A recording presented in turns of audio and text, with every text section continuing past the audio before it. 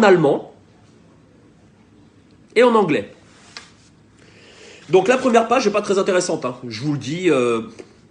On passe directement à page 3, mais vous verrez par vous-même. Tout ce que je vous dis, vous pourrez le voir par vous-même. 0001. La présente invention, j'insiste, la présente invention est relative à une nouvelle souche de coronavirus associée au syndrome respiratoire aigu sévère SRAS. Issu d'un prélèvement répertorié sous le numéro 03 15 89 et prélevé à Hanoï au Vietnam. J'insiste. Tout ce qu'on vous dit, c'est du vérifiable.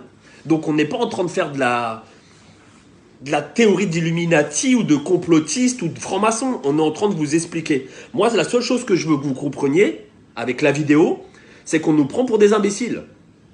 On a les éléments. Ils sont là. Les éléments, ils sont là. Vous avez 300 pages. Avec l'équipe qu'on a constituée, on a épluché. On a épluché. Et je peux vous dire que dans une équipe, c'était même pas à moi de faire la vidéo. Il y a 2 personnes qui ont travaillé, mais je vous dis même pas comment. Ils ont travaillé comme des fous, comme des fous, comme des fous. Je vais me dépêcher parce qu'on est déjà à 8 minutes. J'aimerais bien que ça ne dépasse pas 15 minutes, cette vidéo, pour qu'elle soit vue par tout le monde. 0012 parce qu'en fait, c'est immatriculé 01, 02 et ainsi de suite. 012. Une épidémie pneumonique atypique dénommée syndrome respiratoire aigu sévère SRAS. SRAS en français. C'est propagé dans différents pays, Vietnam, Hong Kong, Singapour, Thaïlande, Canada. On vous parle de 2002. D'accord ? En mars 2003, un nouveau coronavirus. En mars 2003. Tout est là. Là, voilà la feuille. Je passe. Je vais faire rapide. Vous allez sur la page 5. C'est intitulé 026. D'accord ? 026. Je vais vous la lire. C'est impressionnant. 026. La présente invention a également pour objet un polynucléotide isolé ou purifié, caractérisé en cas où la séquence de celle du génome de la souche isolée du coronavirus telle que définie ci-dessous. Vous avez, je vous donne tout en main pour lire par vous-même. Vous pouvez vérifier tous les éléments. Tout. Vous avez page 7. Je vous le fais rapide, page 7. On a travaillé pour vous. On a travaillé pour vous. Il y a une grosse équipe qui a travaillé pour vous derrière. Page 7, vous avez dépôt de la souche bactérienne. Elle a été déposée où cette souche? Collection nationale de culture, micro-organismes, 25 rue du Docteur Roux, 75 724 Paris-Cedex. C'est en France? Ah oui, c'est en France. C'est en France. C'est un hasard. On avance. On avance. On avance parce que c'est important d'avancer. Toutes les souches ont été déposées, les voici. Toutes les souches ont été déposées, surlignées. 2004, coronavirus.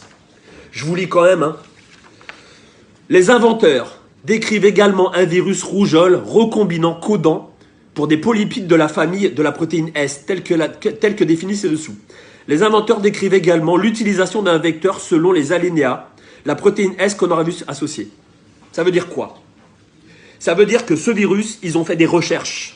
D'accord? On vous parle de la rougeole aujourd'hui. On est en 2020. En 2003, ils étaient déjà sur les qui-vive. Pourquoi? On va y arriver un peu plus tard. J'accélère parce que sinon on va y passer 1 an.